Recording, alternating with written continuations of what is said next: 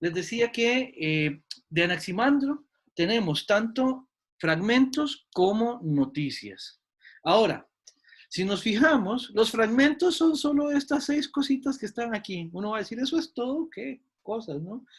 Y sí, ciertamente, eso es lo que tenemos oficialmente reconocido como parte directa de la propuesta de Anaximandro. Vamos a ver, Anaximandro, al igual que Tales, no era solamente alguien que se dedicaba a la filosofía, sino que también se dedicó a varias otras actividades. Se sabe que fue político, se sabe que generó ciertos inventos. Por ejemplo, generó una especie de, bueno, un instrumento para medir el tiempo, ¿ya? Se llamaba un gnomon, que es básicamente es utilizar las sombras proyectadas por medio de una vara puesta en el suelo para a partir de eso poder determinar el momento del día en el que se está. También se sabe que Anaximandro generó el primer mapa conocido del mundo antiguo, ¿verdad? Entonces, era una persona también muy polifacética, ¿verdad? En ese sentido, también muy completo. Ahora, efectivamente, lo que tenemos de Anaximandro son estos 6 fragmentos, de los cuales, como comprenderán, uno es el más importante, los otros son como cositas que están ahí, que sirven para más o menos tener una referencia, pero mucho de lo que se reconstruye de la enseñanza de Anaximandro, lo tenemos gracias a las noticias sobre el pensamiento de Anaximandro. Entonces, ¿qué vamos a ver a propósito de Anaximandro, básicamente? Bueno, aquí ya tenemos algunas cosas que ya habíamos dicho a propósito de él, ¿verdad? Fue un polímata, o sea, sabía de varias cosas, tenía conocimientos de varias áreas, y al igual que su maestro, que fue, como dice aquí arriba, Anaximandro fue discípulo de Tales. Hay quienes dicen que era originario de Mileto. Hay quienes afirman que más bien fue que migró a Mileto para poder ir a estudiar con Tales. Pero el punto es que, al igual que Tales, al igual que su maestro, propuso que todo lo que íbamos a explicar de las cosas lo íbamos a referir a un único principio. Solo que vamos a decirlo de esta manera. Y ahora ya no salimos de pensar a lo Tales y ahora vamos a pensar a lo Anaximandro, ¿verdad? Digamos que Anaximandro lo que estaba tratando de explicar era cómo era que funcionaban las cosas, pero algo de la explicación de su maestro no le parecía convincente. Y tiene que ver en algún sentido con la pregunta que hacían anteriormente a propósito del agua, de si el agua realmente está por ahí como agua o si es otra cosa. Bueno, Anaximandro, podemos decirlo así, como que no le calzaba del todo que las cosas que queremos explicar del mundo como tal, siendo una cosa, lo expliquemos a partir de un elemento, de un recurso explicativo, que a su vez también sea una de las cosas que podemos encontrar en ese mundo que estamos tratando de explicar. No sé si ven el problema. O sea, queremos explicar las cosas y para eso, con Tales, lo que hacemos es que remitimos en última instancia a una de esas cosas que estamos tratando de explicar. Entonces, como que ahí la explicación a Anaximandro no le calzaba del todo. Y en esa línea que decíamos que Tales da un paso importante más allá de la observación cuando genera este proceso abstractivo mediante el cual el agua no es solamente esa cosa, sino también un elemento pero abstracto en todo lo que compone, Anaximandro da todavía otro paso más, abandonando la necesidad de la materialidad del principio mediante el cual vamos a explicar las cosas.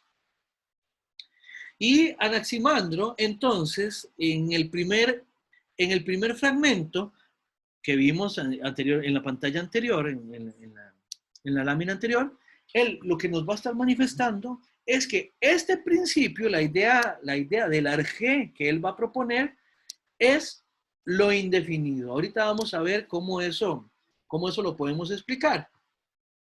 Pero lo indefinido, ya, lo que no tiene definiciones. Eso, entre otras cosas, lo que no podemos definir es, entre otras cosas, porque no le podemos trazar sus límites explicativos u operativos en última instancia. ¿Ya? Y el apero, eso es lo que significa, lo que no tiene límites, lo que no es posible establecer a dónde empieza, a dónde termina, por decirlo de alguna manera. ¿En qué consiste propiamente hablando? Porque todas esas serían definiciones. Otra manera de verlo es, todas esas serían determinaciones. Y para Anaximandro, lo mejor es que el principio no tenga esas determinaciones. Entonces, el arjé, dice Anaximandro, será lo indefinido, que en griego se dice así, apeiron. No sé si tienen con esto así, simplemente, solo con el enunciado, no sé si tendrán alguna pregunta sobre esto.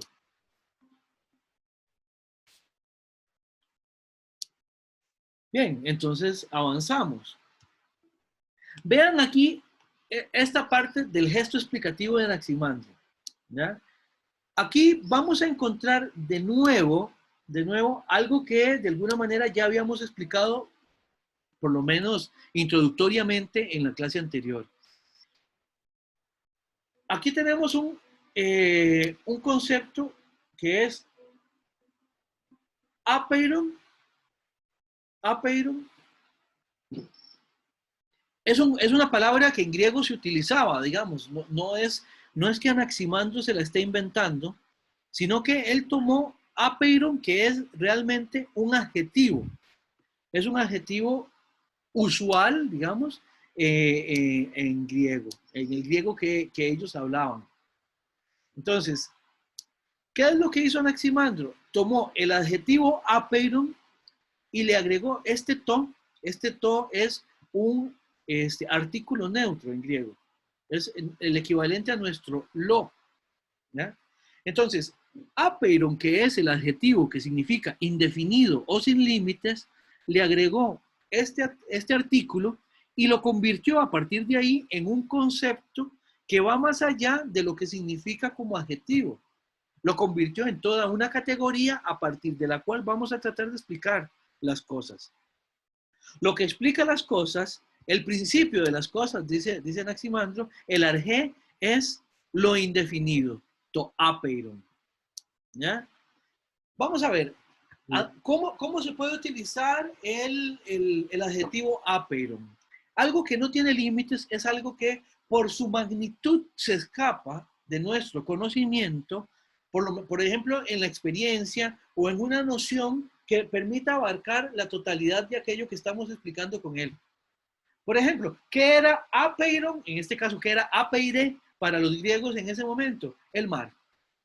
¿Por qué? Porque para ellos era algo tan vasto, tan grande, no veían a dónde terminaba, que por lo tanto ellos consideraban que era una masa de agua apeire, o sea, sin límites, indeterminado en su magnitud.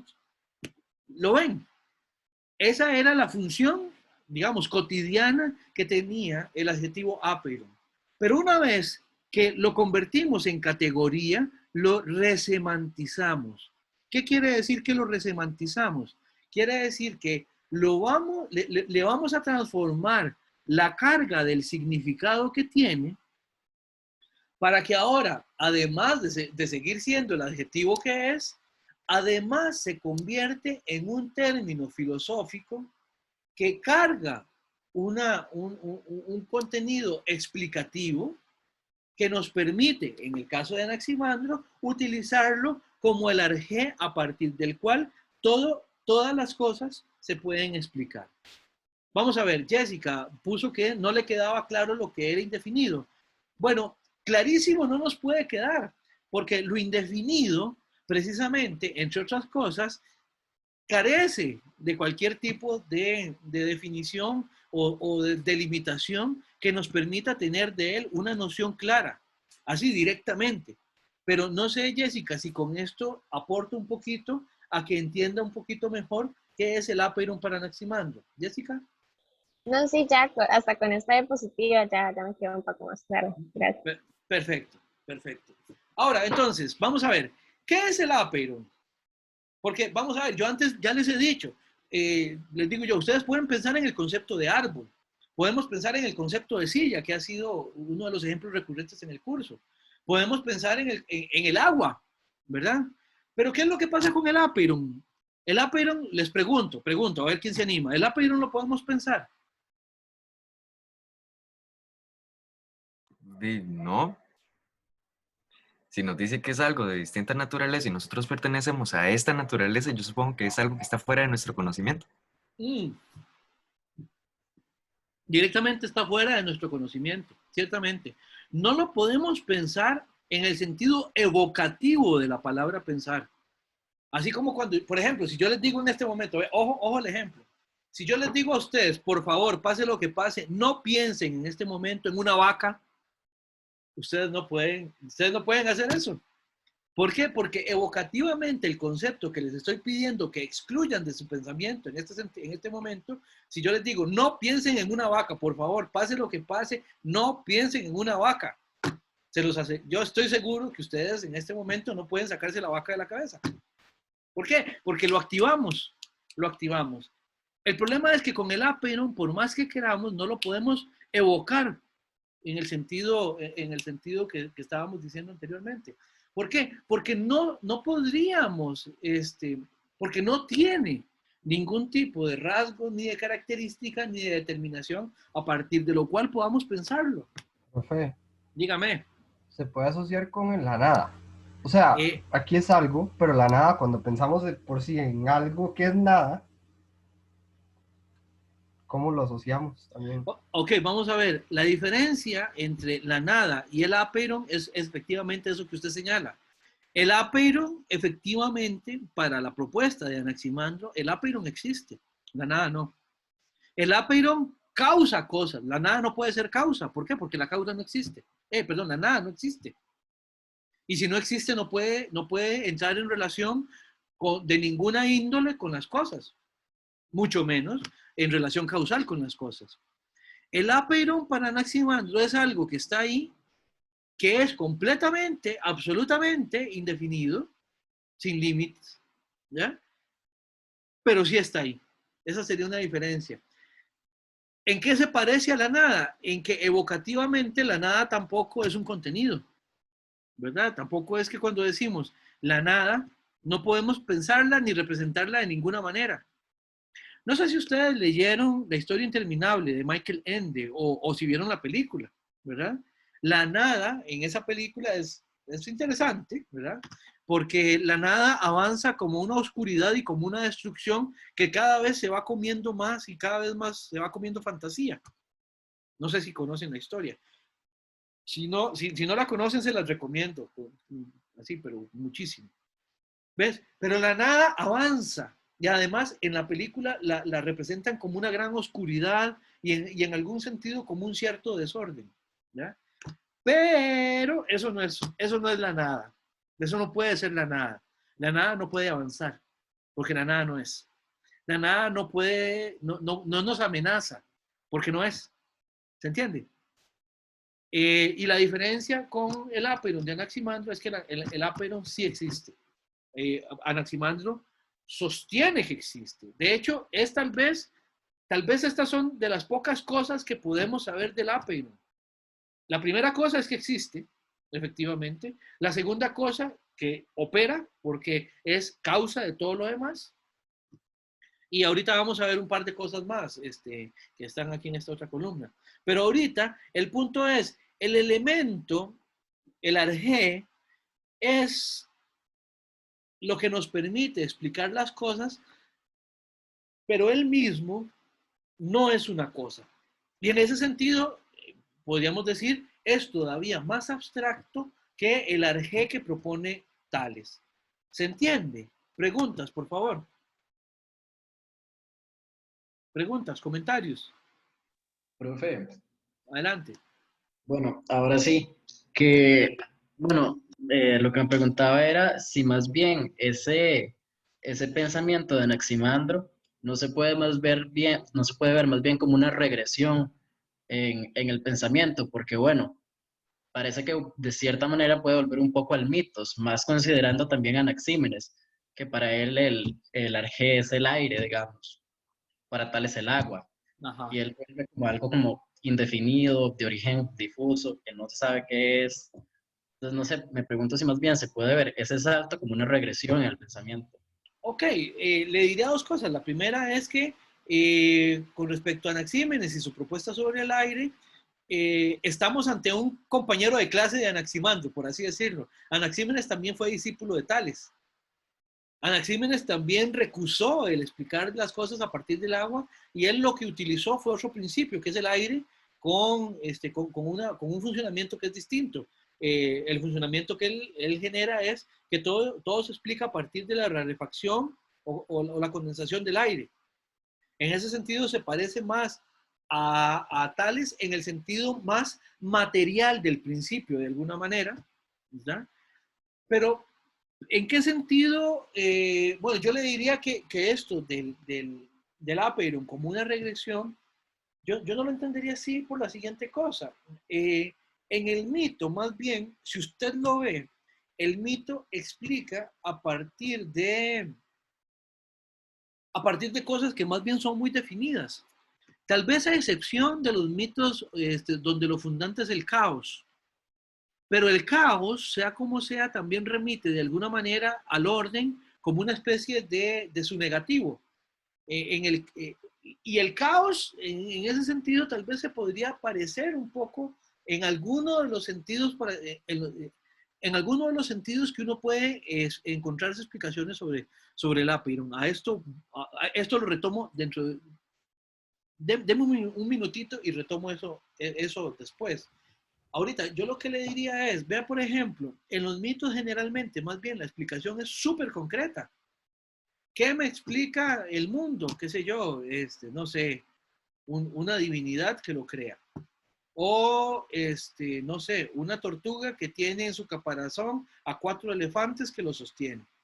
O, ¿cómo explico el mundo? Lo explico como un titán que tiene el mundo a sus espaldas. O, ¿cómo explico el surgimiento del mundo? Bueno, o de las cosas. Bueno, a partir de elementos que están por ahí, de una manera que generalmente se sale de la operatividad normal de las cosas. Por ejemplo, vamos a ver, remitamos al Popol Vuh. En el Popol Vuh, las personas surgimos, o según el Popol Vuh, independientemente de la discusión de si es efectivamente un libro originario o si es más bien una pantomima hecha por uno de los señores europeos que vinieron acá. Pero bueno, eso independientemente de todo esto, en el Popol Vuh la explicación, la propuesta explicativa a propósito del surgimiento de las personas es que salimos del maíz. ¿Ya? ¿Por qué? Vean que ahí también hay un parecido, digamos, de Tales con el pensamiento mítico también, en el sentido de que buscamos un elemento concreto que está ahí, por ejemplo, el agua o el maíz, y a partir de ahí generamos la explicación y el surgimiento de ciertas cosas. En el caso de Anaximandro, más bien esa indefinición me parece que podríamos distanciarlo o diferenciarlo de esas explicaciones míticas que más bien recurren a elementos muy concretos, salvo, insisto, salvo el caos como una manera de entender el origen. ¿Y por qué el Apeiron podría ser caos? Porque una manera de entender lo indefinido del Apeiron es decir que no tiene absolutamente ninguna determinación, ninguna limitación. Otra manera de entenderlo, que es esta más caótica, es decir que en el Apeiron más bien convergen absolutamente todas las delimitaciones, incluso las que son contradictorias entre sí, lo cual sería muy difícil de sostener en última instancia, sería muy difícil de explicar, pero comprenderán, Sanchitos, no es esa la versión que sostendría, pero es una explicación que uno encuentra por ahí. Veo la mano levantada de Jessica. Por favor, Jessica. Oiga, siguiendo comentando lo que mencionaba el compañero ahora sobre una regresión al mito. Sí, Yo creo más bien, no sé qué tan posible sería hablar de una regresión cuando yo creo que en estas épocas todavía el mito no está superado, ni siquiera en nuestras épocas podría pensarse, creo yo, ¿verdad?, que haya una superación del mito, como para así tal vez hablar de una regresión. Entonces pienso, por ejemplo, en Tales, que también he escuchado por ahí que él decía que todo estaba lleno de dioses. Parménides, ¿verdad?, que también apela a la justicia, y Platón y un montón de referencias, y así continuar y continuar, ¿verdad? claro. Entonces, no, ¿qué tanta cabría habría, ¿verdad?, de plantear esa idea de una regresión cuando el mito, no sé, todavía no está del todo superado? Sí, muy buena observación y muy buena pregunta, Jessica. Yo lo que le diría es lo siguiente: ciertamente esa distinción entre mito y logos no es algo que uno encuentre reflexivamente en la época. Y en eso tenés toda la razón a propósito de que en ese sentido el mito no estaba superado en ese entonces y podemos decir no está superado hoy en día tampoco. Ahora, lo que sí podemos ver es una operatividad explicativa diferente. No hay una necesidad de remitir, por ejemplo, a dioses o cosas por el estilo. O mejor dicho, ¿cuál es el problema o cómo opera el mito? El mito lo que trata es de justificar las cosas, de justificar a partir de ciertos elementos que se tienen a mano, ¿verdad? Sin dar necesariamente cuenta de eso. Vamos a ver, y además sin dar en última instancia cuenta de por qué es que las cosas son así. Por ejemplo, en los mitos de pronto uno puede encontrar que las cosas operan distinto. Qué sé yo, que los animales hablan o que los animales tienen algún tipo de poder sobre las cosas o cosas por el estilo. Bueno, ciertamente en el mito eso no se explica en última instancia y ahí topamos con cerca. Acá, en esa cerca la topamos cuando ya el principio explicativo no tiene un momento previo que lo pueda explicar. Al apeiron no lo explica nada, sino que más bien el apeiron es punto de partida para poder explicar las cosas. Al agua no la explica nada, sino que el agua es el punto de partida para explicar las cosas. Ahí se parece mucho al pensamiento mítico, con una diferencia. En el pensamiento mítico, una vez que topamos con cerca, es posible que ya nos quedemos con eso sin necesidad de tratar de ir más allá de esa explicación originaria como para tratar de volver a revisarlo, sino que podemos seguir pensando indefinidamente que las cosas han ocurrido así siempre o que ese era realmente el origen y que nunca lo vamos a poder explicar. Por eso, en algún sentido, la explicación creacionista que uno puede encontrar en el libro del Génesis tiene mucho de mítico. Porque, como ustedes verán, aparece una serpiente que habla, aparece un Dios que es creador, que no puede ser explicado más allá. Pero cuando uno dice, bueno, ¿y podríamos explicarnos a este Dios creador?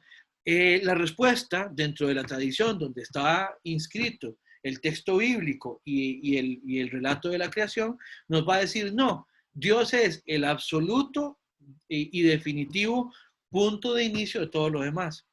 En estas explicaciones, por ejemplo, Tales, Anaximandro, Anaxímenes, Anaxágoras y toda la gente, hay en esta tradición la posibilidad de remontar, de ir más allá y de poder decir, no, bueno, aquí Tales está explicando esto de esta manera, pero ya podemos ir más allá de eso. Ya el agua no nos es suficiente para explicar todo.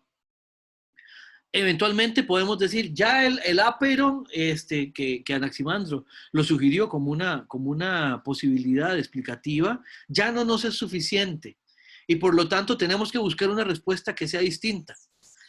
En la propuesta filosófica, que en ese sentido se separa de la propuesta mítico-religiosa, para hacer aquí un saco un poco más amplio, hay esa posibilidad de cambiar, digamos, de propuesta originaria. En la propuesta mítica filosófica tiende a no ser así de sencillo. ¿ya? El mito se mantiene, lo que reconocemos como mito y lo que se sostiene como mito, muy probablemente así vaya a quedar para siempre. De la misma manera que en las propuestas religiosas, todo lo que es la explicación del origen ya no vaya a remontarse más allá de, por ejemplo, el principio divino que las causa. Entonces, ahí yo sí veo una distinción. No sé si una superación, Jessica, en eso coincido con vos, pero sí una distinción. No sé si tendrías algo que decir. Sí, no, no, claro, la distinción está siempre por más clara, ¿verdad? Por supuesto, es una operar continuamente y muy, muy distinto, pues. Sin embargo, pero sí me llama mucho esa atención, ¿verdad? Como sobre todo remitiéndome a mis años de colegio, cuando en filosofía nos explicaban que ya era un día había mitos y de pronto otro ya logos y todo lo demás queda atrás. Cuando, y no sé, me Y parece que es ingenuo hasta cierto punto plantearlo sí, de esa manera. sí, y además, Jessica, porque usted notará que cuando uno dice que la superación del logos en relación con el mito, también establece un juicio de valor, en el sentido de que es mejor el logos que el mitos. Y habría que ver, o sea, habría que ver si son tan siquiera ámbitos comparables. Eso es como decir que es mejor la ciencia que la literatura de repente. O sea, haciendo una comparación muchísimo más ruda y muchísimo más grosera. Pero a mí me parece que son dos ámbitos distintos y que uno por eso no necesariamente es superior, en ese sentido de la palabra supera, al otro. Y no, claro, totalmente de acuerdo, profe. Muchas Pura gracias vida. por la respuesta. Con muchísimo gusto, con muchísimo gusto. Otras cosas que sabemos del Apeiron, porque, bueno, o por lo menos que Anaximandro nos decía del Apeiron. El Apeiron es inmortal, indestructible, es divino, es eterno, ¿verdad?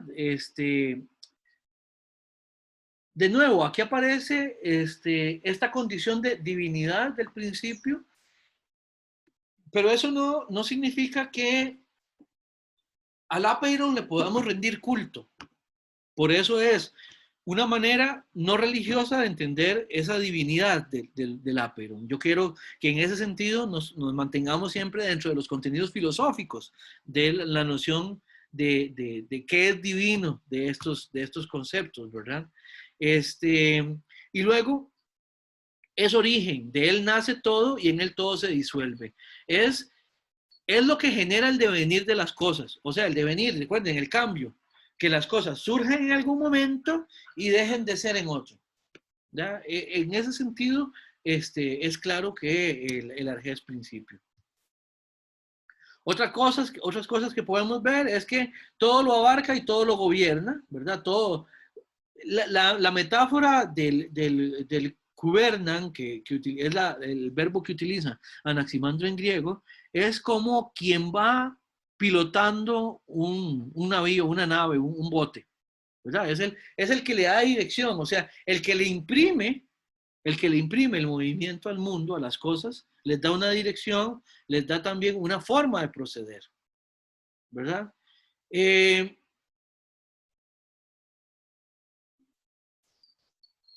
Sí, ya he mencionado esto, ¿verdad? De que el principio está laicizado, por decirlo con un término que tiene mucho sentido para nosotros, aunque tal vez no tenga sentido para la antigüedad clásica. Es un principio que trata de explicar y que las herramientas con las que explica son enteramente racionales y argumentales. En este caso, aun cuando las explicaciones de esta índole también pueden volverse dogmáticas, en un principio no remiten a simplemente una explicación definitiva que tiene que ser aceptada sin poder ser criticada o eventualmente mejorada, ¿verdad? Esto va también en relación con lo que les estaba diciendo anteriormente. Ahora, vamos a ver, ¿se acuerdan de los contenidos de inmanencia y trascendencia que habíamos visto en las nociones generales? La inmanencia como todo aquello que opera según las leyes de una cierta interioridad dentro de un universo posible de ocurrencia de cosas, y la trascendencia como una cierta exterioridad, ¿verdad? Ustedes, imagino que algo recordarán de esos contenidos. Ahora yo les haría una pregunta así como casual, aquí casual, haciendo preguntas, ¿verdad? Si ustedes tuvieran que definir si el apeiron es trascendente o es inmanente, ¿por cuál de las dos se decantarían? ¿Y cómo lo explicarían? O sea, ¿el apeiron es trascendente o inmanente? Explique su respuesta. Ven, estas son esto es lo que nos perdemos con la virtualidad. Si estuviéramos en clase presencial, yo les estaría diciendo que sacaran una hojita y que le pusieran el nombre, que esto sería un quiz. ¿Cuál sería una respuesta posible? ¿Es el apeiron trascendente o es inmanente? Yo opino que es trascendente. ¿Por qué? Sí, porque es lo externo, como acabamos de ver, no es de esta naturaleza, entonces no es algo que nosotros podamos entender ni explicar. Es algo completamente fuera de todo lo que podemos comprender y es ajeno a nosotros de cierta forma. Ok, en ese sentido, le entiendo su explicación. Ahora, ¿alguien que opine diferente? Profe, yo creo que podría pensarse de que también es inmanente porque no se está apelando como a algo, por así decirlo, supranatural o sí, o trascendental, pues, ¿verdad? Usando la otra palabra. O sea, Sí. pensé que es una respuesta Sí, trascendente. apelándole a lo indefinido, y pues eso no quiere decir que ya se encuentre en otra imagen de realidad, pues, ¿verdad? Sino que sí, es algo, y al fin y al cabo, natural. O sea, es el principio de la naturaleza, está físico, en la medida en Ok, que se pueda extender tanto el argumento. muy bien. Entonces tenemos votación para trascendente 1 y inmanente 1. Vamos a ver, ¿quién más? ¿Quién más opinaría? Profe, Dígame. sí, bueno, haciendo como una mezcla de que se sale de nuestro conocimiento, sería difícil definirlo, ¿no? Ahí volvemos al criterio de que es indefinido. O sea, no podemos ejercer el criterio de decir si es trascendente perdón, la otra palabra, Inmanente. porque inmanente, porque es algo desconocido para nosotros hasta cierto punto. Sabemos que existe, pero no podemos ejercer un criterio de que como está o no está, o es o no es, porque es indefinido. Ujú. Entonces, por ende, para dar ese criterio creo que es un poco complejo, ¿no? Muy bien. ¿Alguna otra opinión? ¿Quiénes son del team trascendente? ¿Quiénes son del team inmanente? ¿Y quiénes son del team no se sabe? Yo soy del team inmanente. Ok, Rachid. ¿Quién más? Trascendente, dice Marco. No sé, pero a mí me parece Trascendente, que también. Perdón, no te escuché. me parece que es parecido como a panteísmo, como que el Aperion creó el mundo y en el momento en que lo creó estuvo fuera de él, pero de cierta manera ahora está en cada una de las cosas. Entonces sería como inmanente. Ya. Bien. Ahí yo nada más le haría una precisión, Andrei, a propósito de la noción de creación. La noción de creación porque es un término que en este contexto no, no se, no se aplica, digamos. Para eso tendríamos que esperarnos un poco a o virar un poco hacia las propuestas más bien monoteístas, digamos, o más bien más teológicas de creación del mundo. Aquí hablaríamos más bien de una generación, pero es simplemente una precisión técnica, ¿verdad? Vamos a ver, tenemos aquí participación en el chat, ¿verdad? Tenemos que Juan dice que lo ve más trascendente, en el sentido de que Anaximandro cuestionaba que la explicación del agua recurre a un elemento. Vamos a ver. María José dice que puede ser ambos al mismo tiempo. Interesante respuesta, María José. Pero el problema es que la inmanencia y la trascendencia se excluyen entre sí. Habría que ver, porque si algo es trascendente, necesariamente no es inmanente. O sea, no pueden ser ambos. Aquí el principio de no contradicción y aquí recurriríamos al principio de no contradicción y de tercero excluso. ¿Sí? O es inmanente o es trascendente y no habría una posibilidad de un intermediario entre ambos. Vamos a ver, por ahí Val es del team María José también, digamos, del ambas. Bueno, ya más o menos me refería a eso. Rachid dice que es inmanente porque es algo que nos rodea, pero no al mismo y que al mismo tiempo nos desconoce. Muy bien, muy bien. Bueno, vamos a ir cerrando la clase.